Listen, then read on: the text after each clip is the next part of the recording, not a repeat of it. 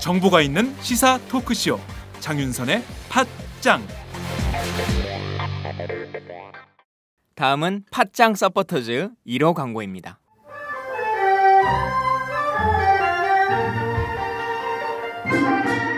양꼬치집에 대한 모든 편견을 깼다. 풍무 양꼬치. 착한 가격, 품격 있는 공간. 국내외 유명인들도 자주 찾는 풍무 양꼬치. 나는 그 집 양갈비가 훨씬 맛있던데. 누나, 나는 그 집 맛있는 요리들이 지금도 잊혀지지 않고 있어요. 단체석이 많아 모임하기 좋은 곳. 풍무 양꼬치. 대림역과 구로 디지털 단지 역점 두 곳에 있습니다. 예약 문의 02809-9292, 02809-9292. 잠깐, 팟짱 애청자라고 말씀하시면 통큰 서비스를 제공합니다.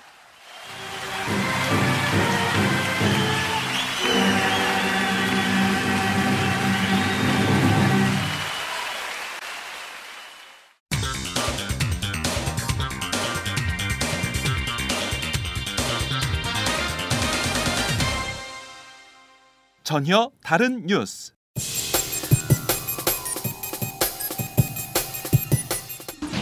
우리 위원회는 국정역사 교과서 개발에 중책을 맡게 되어 막중한 책임감을 느끼며 대한민국 청소년의 올바른 역사관 확립을 위한 역사 교과서를 개발하는 데 최선을 다할 것을 국민 여러분께 약속드리겠습니다. 같이 성명을 올리신 분인데 혹시 친구들만 섭외 요청을 하신 건 아닙니까?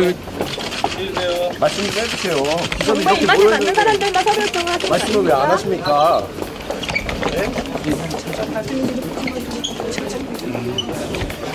위원장님을 대표 집필자 두 분 공개가 두 분 다 고대사인 거는 뭐 특별한 이유가 있나요? 어쩌다 보니 그렇게 된 건가요?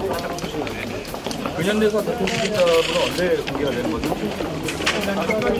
위원장님 집필부터 발행까지 공개하신다고 하셨잖아요. 투명성 근데 왜 약속이 투명성 강화하겠다고 하셨으면 이거 공개해야 되는 거 아닙니까? 왜 공개를 안 하시는지 말씀을 해주세요. 투명성 강화하겠다고 하셨잖아요. 지일 독재 미화 교과서 안 납득했다고 하셨는데 아니, 이렇게 말씀 안 하실 거면 왜 오셨습니까?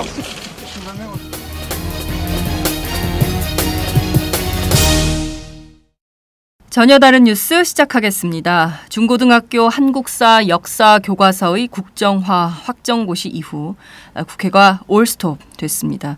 전국은 급냉 상태인데요. 김무성 새누리당 대표는 이제 그만 민생으로 돌아가자 이렇게 외치고 있지만 야권 안에서는 사고치고 뒤로 숨는 비겁한 정치가 아니냐 이런 야유가 쏟아지고 있습니다. 앞으로 총선은 5개월 남았습니다. 정부 여당 그리고 야권은 이 국정교과서 이후 어떤 전략으로 움직이게 될까요? 오늘은 오마이뉴스 정치부에서 청와대를 취재하고 있는 이경태 기자를 전화로 연결해서 정치권의 향방을 들어보도록 하겠습니다. 이 기자 나와 계신가요? 네, 이경태입니다. 네, 오랜만에 뵙겠습니다. 네, 오랜만입니다. 네. 자, 우선 방금 나온 뉴스부터 좀 챙겨야 할 것 같습니다. 김정배 국사편찬위원장이 기자회견을 열고 집필진 구성 그리고 편찬 기준과 관련된 내용을 공개하겠다라고 했었는데 실제 현장에선 그게 안 됐던 것 같습니다. 기자들의 질문이 굉장히 많이 쏟아졌는데 답변을 별로 안 하시더군요. 네, 사실상 뭐 구체적으로 나온 건 없다라고 보시면 될 것 같습니다. 김 위원장이 오늘 밝힌 내용을 보면은 헌법 정신과 객관적 사실에 입각한 올바른 교과서를 만들겠다. 그리고 집필진을 초빙과 공모를 병행해 구성한다. 일단 초빙한 사람은 원로학자인 신영식 이하여대 명예교수와 최몽룡 서울대 명예교수다. 뭐 이 정도고. 그리고 구체적인 편찬 기준도 이달 말 확정될라고 해서 여기 이때쯤에 다시 공개하겠다. 뭐 이렇게 밝혔습니다. 네. 그러니까 뭐 구체적으로 오늘 모든 것이 나온 건 아니죠. 그러네요. 사실 오늘 기자회견을 왜 한 거냐? 이런 기자들의 불만이 쏟아질 것 같습니다. 기자들이 굉장히 많은 질문을 던졌는데 그에 대해서 변변한 답을 잘 못했어요. 당초 국사편찬위원회는 이달 중순까지 35명에서 36명의 집필진을 구성해서 내년 11월까지 국정교과서 개발을 완료할 방침이다. 이런 주장을 한 바 있는데요. 실제 그게 계획대로 추진이 될 수 있겠습니까? 그것도 좀 입장을 밝혔습니까?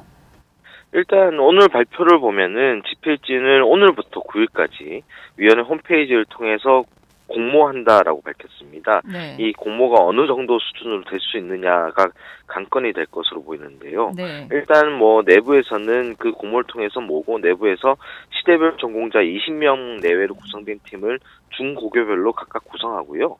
그리고 이달말 편찬 기준이 나온다고 했으니까 내년부터 본격적인 집필과 심의 검토에 들어가게 될 것 같습니다. 네. 그리고 2016년 12월에야 뭐 감수 및 현장 검수 일정이 잡혀 있어요. 네. 그리고 뭐 1년 3개월 남짓한 기간 동안에 국정교과서를 만들겠다라는 계획은 있는데 그 국정교과서를 만들 사람들을 아직은 제대로 못 모았다 뭐 이렇게 보실 수 있죠. 그렇군요. 지금 보면 초빙 공모를 통해서 사람들을 모으겠다 이런 말씀을 주셨는데 초빙의 경우야 뭐 국사편찬위원회가 학자들을 모시는 거니까 이거야 뭐 응할 수도 있겠지만 공모의 경우 과연 여기에 응할 사람이 얼마나 되겠는가 이것도 의문인데 그 점은 좀 자신 있어 하던가요? 그 점이 자신 있어 한다라기보다는 지금 현재 뭐 정부로서도 딱히 뭐라고 말할 수 없는 입장이겠죠. 워낙에 많은 역사학자들과 현장 교사들이 집필을 거부하겠다라고 이미 선언을 한 상태이기 그렇죠. 때문에요. 특히 뭐 이런 상황 때문에 황우여 부총리가 그 역사교육 발전이라는 명목으로 대학 총장들을 불러서 그 교육 발전 기금을 내놓겠다. 뭐 이런 식으로 총장들을 또 유혹한 적도 있지 않습니까? 네. 그만큼 정부가 사정이 녹록치 않다. 뭐 이렇게 보시면 될 것 같습니다. 그렇군요. 지금 뭐 박근혜 정부의 역사 교과서 추진 자체가 좀 코너에 몰린, 수세에 몰린 이런 상황이 아니냐 이런 분석도 가능할 것 같은데요. 앞서 황우여 교육부총리가 이런 말을 했습니다. 상고사 고대사 부분을 보강할 예정이다. 이런 주장을 했는데 실제 그 방향으로 가겠다 이런 입장이 오늘 나왔습니까? 오늘 그 입장이 나오지는 않았습니다. 뭐 일단 정확한 집필 기준이 나오지 않은 상황이니까요. 네. 그렇지만 이 황우여 부총리가 말했던 어떤 상고사 고대사 강화라는 방향이 약간 그렇게 갈 것 같다라는 인상이 주는 게 아무래도 최몽룡 교수라든가 오늘 뭐 신영식 교수라든가 이 이력을 좀 살펴볼 수 있는데 네. 신영식 교수는 1939년생이고 한국 고대학회 회장을 지냈습니다. 그리고 최몽룡 교수는 1946년생인데 한국 상고대학회 회장을 지냈거든요. 네. 이 두 교수가 전면에 오늘 그 공개된 거는 네. 이러한 상고사 고대사 강화를 하겠다라는 입장을 우회적으로 밝힌 거 아닌가 이렇게 생각됩니다. 그렇군요. 그 느닷없이 지금 이게 친일 독재 미화 교과서 문제로 촉발된 이 교과서 문제가 갑자기 이제 민족주의 논란으로 빠지는 거 아니냐. 결국 그 국수주의 문제까지 이렇게 가는 분위기가 좀 잡히는데요. 우선 박근혜 대통령이 지난 2013년이든가요. 광복절 축사에서 환단곡의 한 구조를 인용한 바 있습니다. 나라는 인간에 있어 몸과 같고 역사는 혼과 같다. 이 당시 이걸 인용해서 좀 논란이 된 바 있었는데요. 느닷없이 고대사 상고사를 강화하겠다는 의도가 뭔지 여기에도 뭐 정치적 의도가 있는 거 아니냐 이런 문제 제기도 나오는데요. 그것은 좀 뭐 어떤 좀 입장이나 주장이 나왔습니까?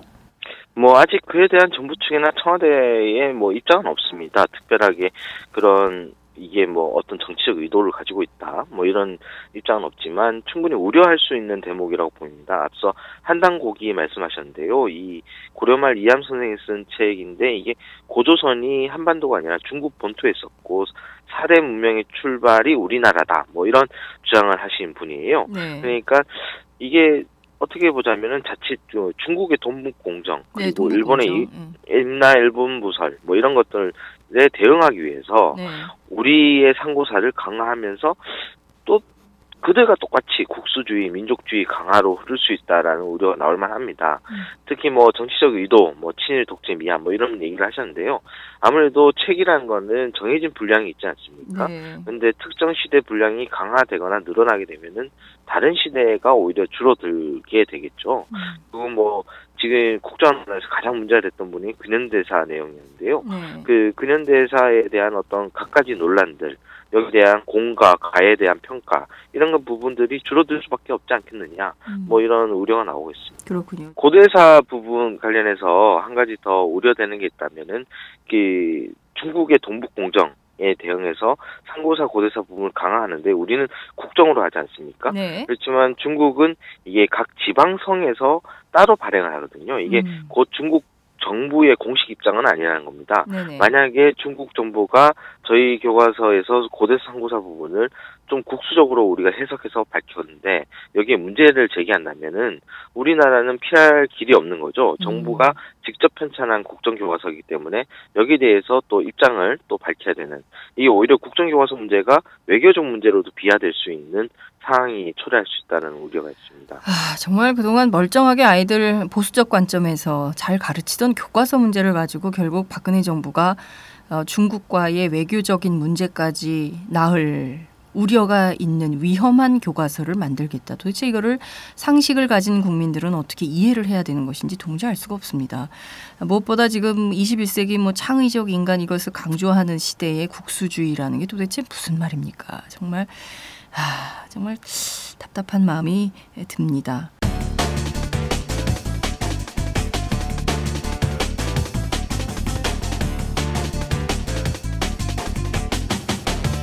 장윤선의 팟짱. 얘들아 안녕? 요즘 회사는 잘 다녀? 아니, 아침에 시간이 없어서 밥을 못 먹고 다녀.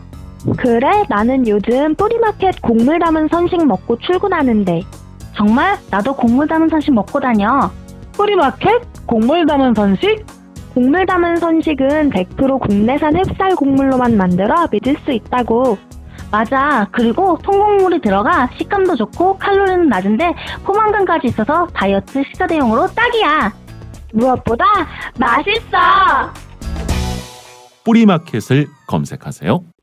지금 좀 애매합니다. 전반적으로는 고대사 상고사를 강화한다 이런 주장을 하면서 또 어제 황교안 총리의 그 대국민 담화를 보면 천안함 사태가 빠졌다 이걸 또 비판하고 있어요. 그래서 도대체 이 교과서의 분량을 얼마로 늘리려고 하는 것인지, 이게 또 그 아이들이 공부해야 될 분량이 훨씬 더 커지는 거 광범위해지는 것은 아닌지 이런 우려도 학부모님들 드실 것 같다 이런 생각이 좀 듭니다. 자, 어제 정부는 국정교과서 확정고시를 발표했습니다. 이것도 뭐 이틀 정도 땡겨서 한 것인데요. 오늘은 지필진 구성 또 편찬 기준 뭐 이런 입장을 밝힌다고 했지만 실제 특별한 내용은 없었어요.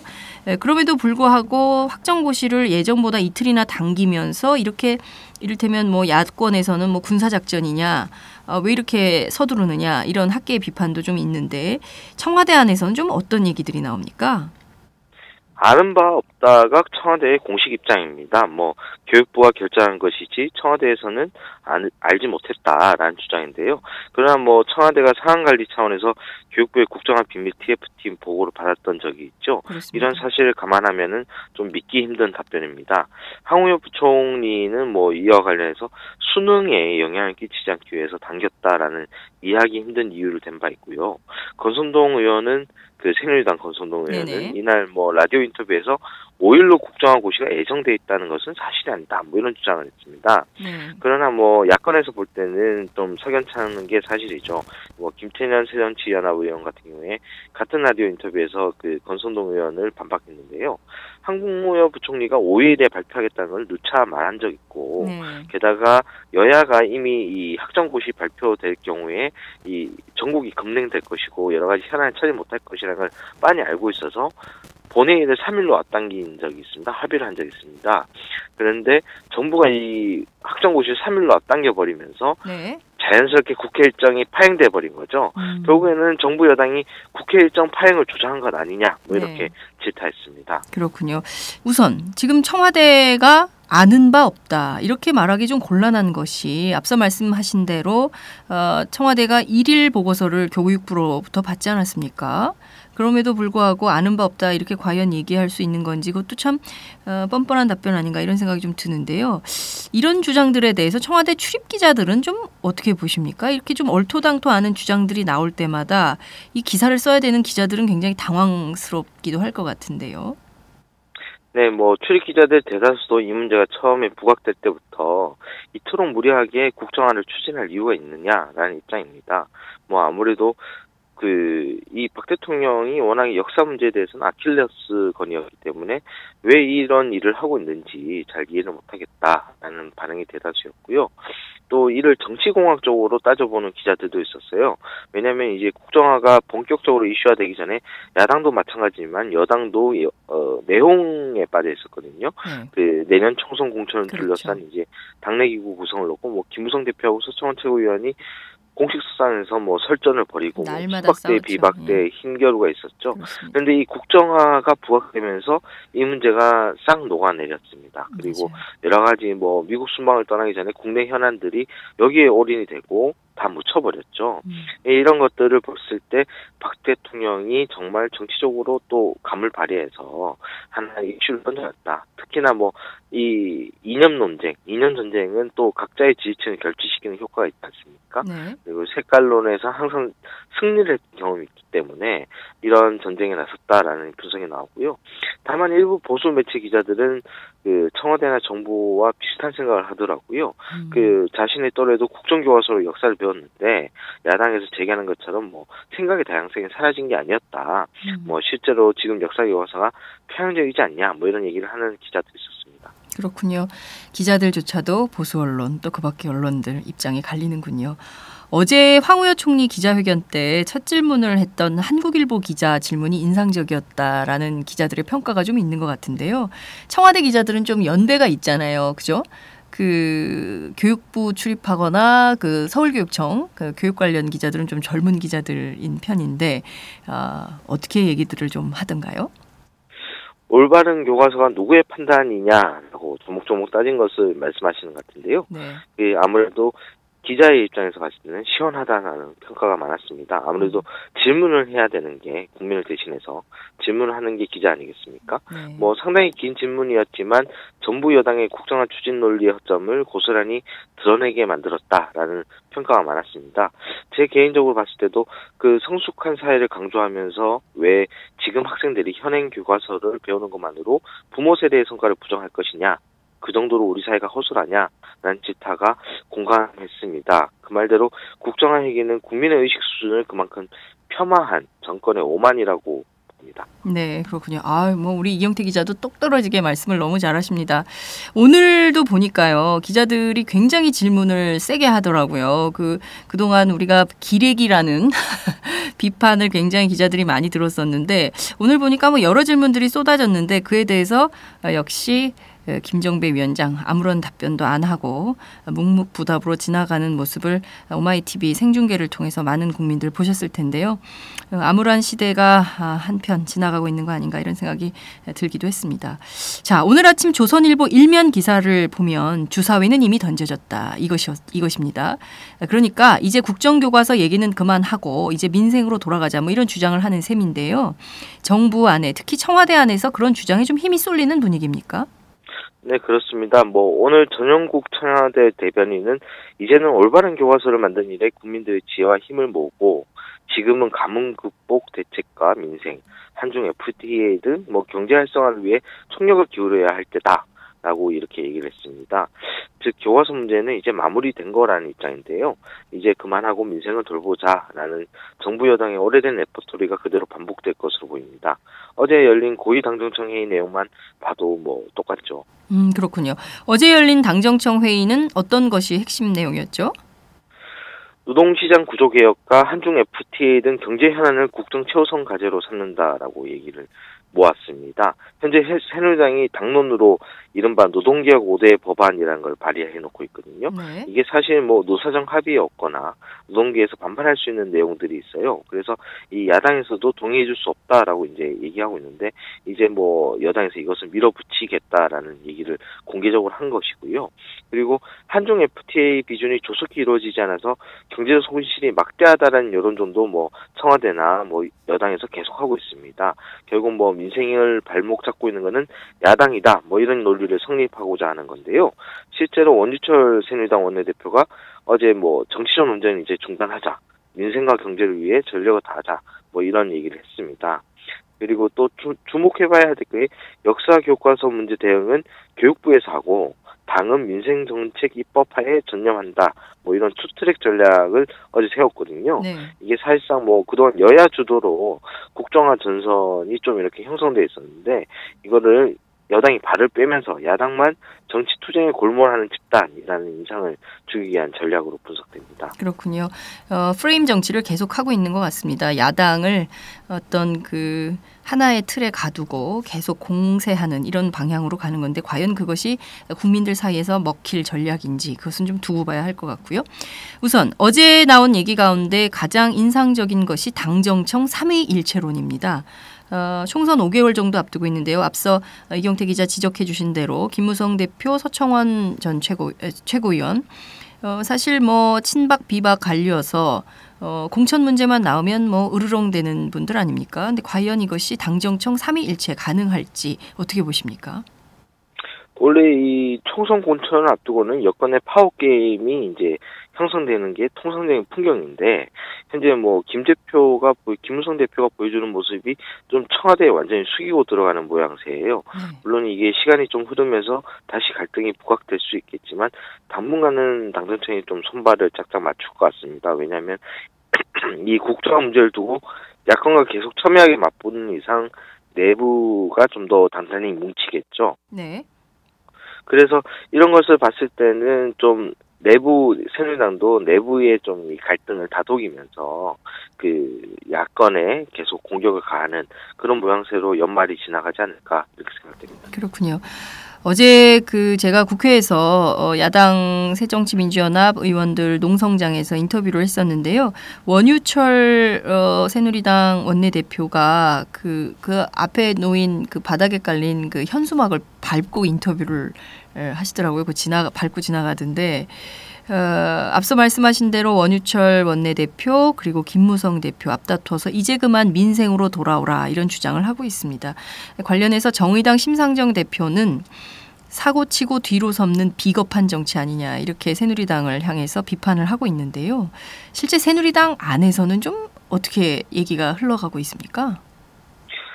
아무래도 여당 다수도 김 대표의 주장에 동의하고 있습니다. 권성동 의원 같은 경우에는 앞서 말씀드린 그 인터뷰에서 이제 이 문제는 일단락이 됐다. 국회가 국회 본연의 기능, 입법 기능과 예산 기능을 담당해야 된다. 뭐 이런 얘기를 했습니다. 게다가 오늘 새누리당 예산결산특위 위원들도 기자회견을 따로 열었거든요. 네. 이런 것들이 전부 다 어떻게 보자면 앞서 말씀드린 것처럼 민생으로 돌아오라고 야당을 압박하고 있는 겁니다. 그래서 이런 주장이 아무래도 여당 내에 굉장히 공론화되어 있는 거고요.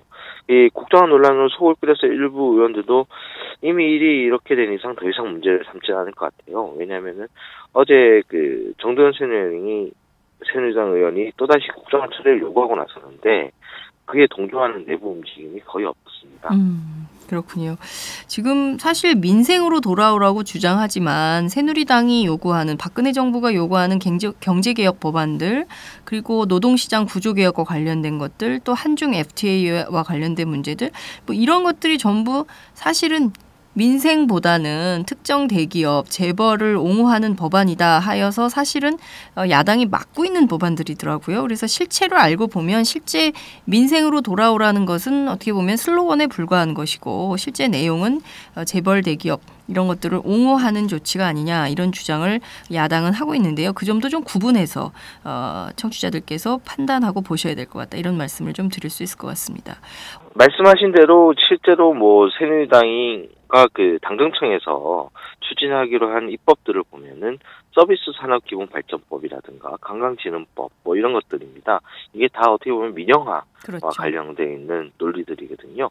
그래서 이런 부분에서 쉽게 동의할 수 없고 말씀드린 대로 노동개혁 5대 법안 같은 경우에는 사실상 파견제 근로를 좀 더 유연하게 늘리고 비정규직이 사용기간을 좀 더 늘리는 어떻게 보면 노동시장 유연성에 초점을 맞춘 친기업적 법안이죠. 이런 것들을 이제 경제 살리기로 포장을 하고 그리고 민생이라 포장을 하는 여당인데 여기에 대해서 실제로 이 야당에서 아무리 맞서고 있지만 좀 힘이 여론이 그렇게 흘러가지 않는 게 참 그 기자로서의 뭐 책임감을 좀 느낀다고 할까요? 뭐 그런 게 좀 있습니다. 네, 이경태 기자처럼 적극적으로 열심히 보도하는 기자들이 더 많아져야 될 것 같다는 생각이 좀 드네요.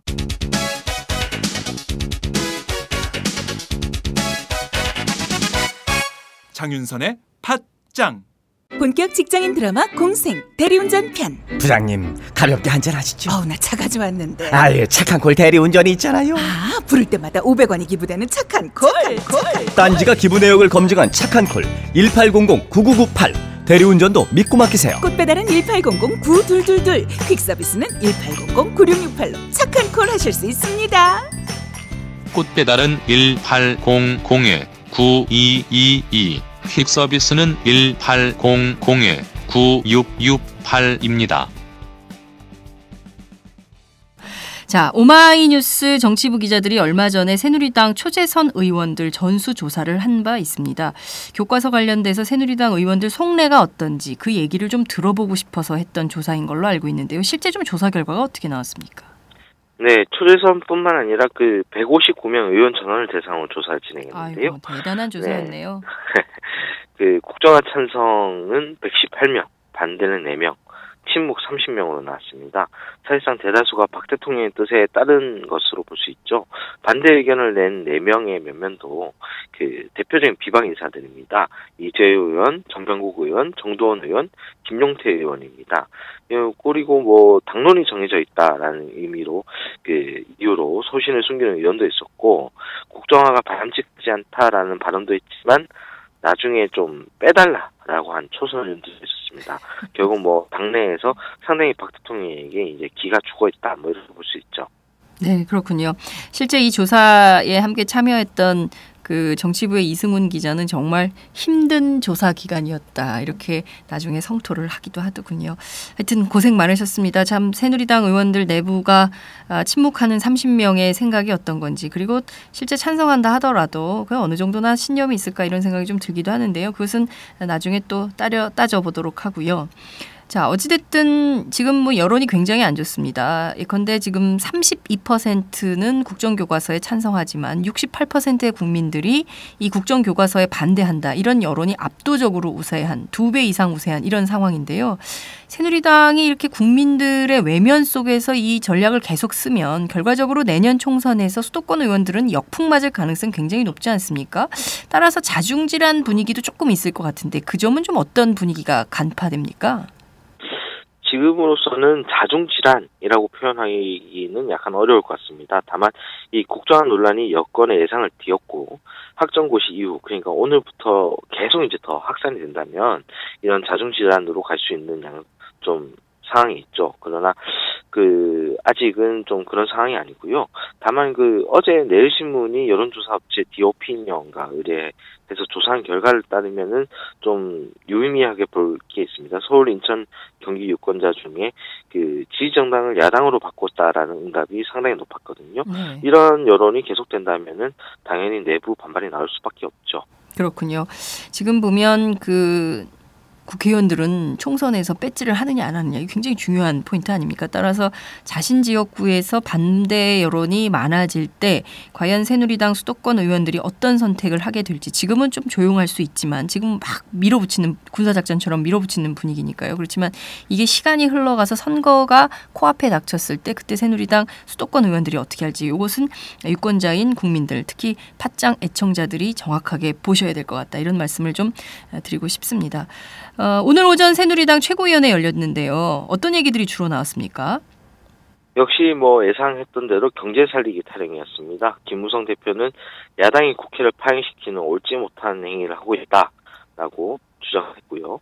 다른 최고위원 발언도 거의 유사했습니다. 이인재 최고위원은 특히 야당은 이 문제를 더 이상 정쟁으로 삼아서는 안 된다 하면서 국정화가 그토록 문제가 있다면 내년 총선에 공약으로 내어두고 심판을 받으면 된다라고 주장했습니다. 참 역설적인 게 이 여당에서도 요런 그 조선일보의 김대중 주필이 이런 칼럼을 쓴 적이 있거든요. 네. 국정화를 두고 공약에 걸어라, 뭐 이런 얘기를 했는데 이게 여권 내에서는 상당히 좀 부담스러운 주장이에요. 그런데 이런 주장을 이인재 최고위원회 했다는 게 좀 재미있네요. 네, 그러네요. 자신 있으신 모양입니다. 문재인 대표 오늘 교과서 관련 대국민 담화를 발표했는데요. 핵심 내용 어떤 건지 추려주십시오. 네, 문 대표는 역사교과서 국정학정고시 발표가 명백한 불법 행정이다라고 지적을 했고요.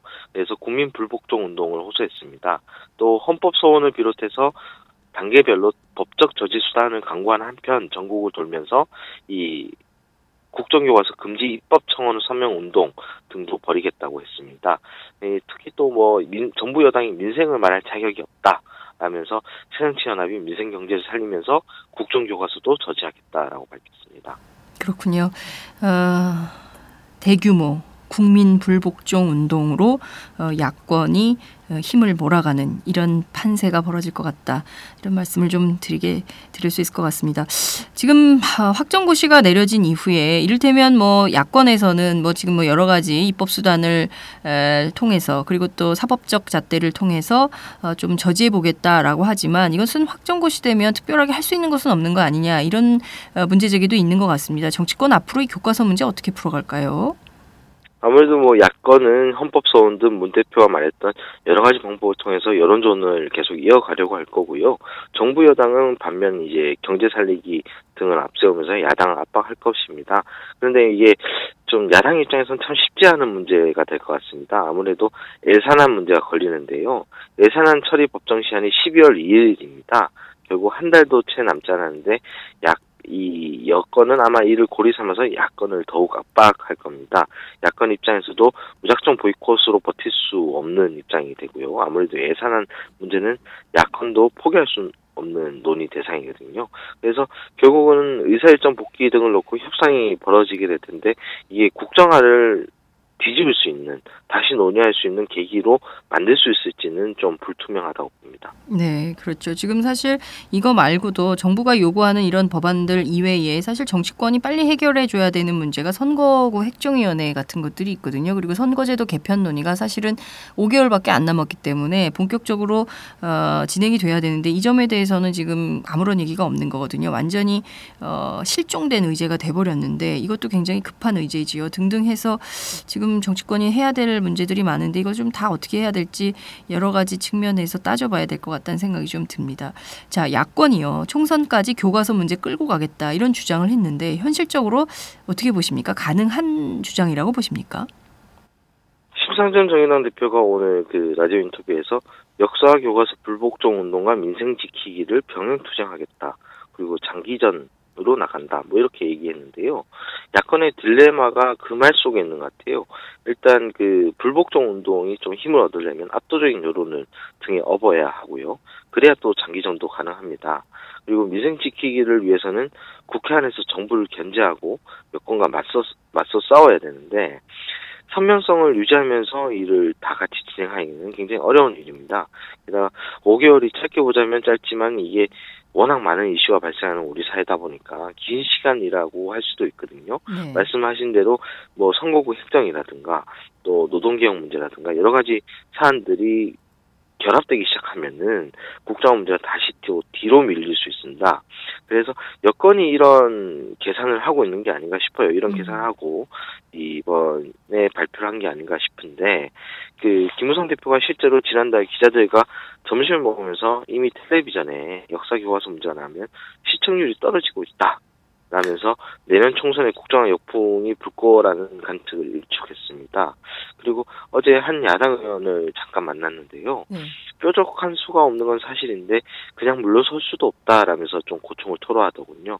그래서 이게 참 야권이 지혜를 발휘해야 되는데 다만 다행인 거는 이번 국정화 문제를 계기로 해서 정의당과 천정배 의원 그리고 새정치연합 등 어떻게든 연대할 수 있는 틀거리는 마련했다라는 게 좀 유의미한 것 같고요. 거기서 어떻게 이 여건에 맞설 것인가는 좀 더 지혜를 발휘해야 될 것 같습니다. 네, 이른바 문심천 3자 연대가 민생과 교과서 그리고 선거제도 개편과 노동시장 구조개혁 문제, 여기만 다시 할게. 노동시장 구조개혁 문제 이런 등등에 관련해서 어떤 해안을 가지고 협력적 정치의 모델을 만들어내느냐 이것이 굉장히 중요한 관전 포인트가 될 수 있을 것 같다 이런 생각이 좀 드는군요. 자, 총선 5개월 앞두고 본격적인 역사 전쟁 그야말로 치열하게 벌어지고 있는 양상입니다. 우리 유권자들 특히 국민들께서 이 정치의 광경을 현재 어떻게 목도하고 계실지, 이 날을 우리 역사가 어떻게 기록할지 정말 궁금합니다. 오늘 말씀 여기까지 듣도록 하겠습니다. 고맙습니다. 감사합니다. 네, 지금까지 이경태 기자와 함께했습니다.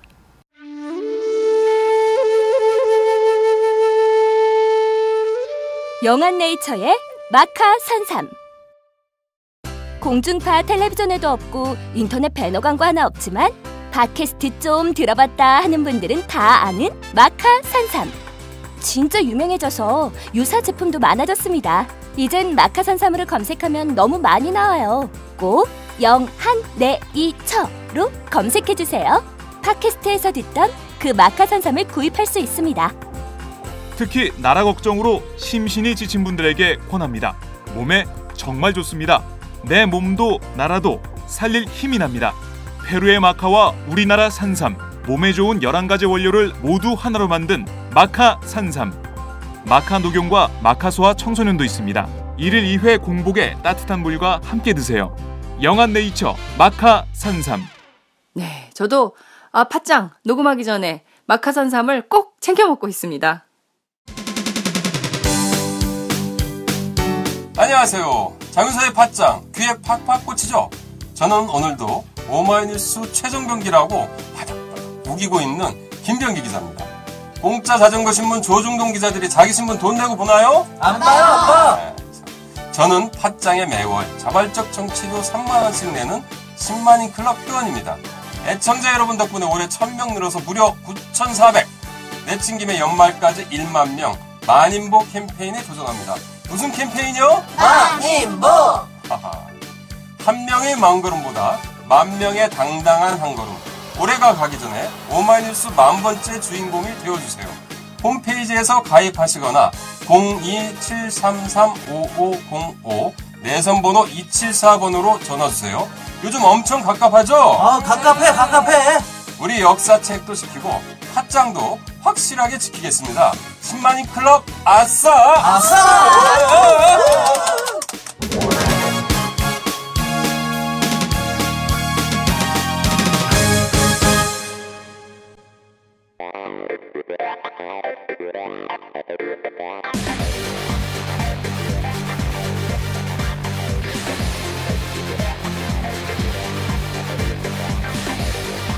정보가 있는 시사 토크쇼 장윤선의 팥짱.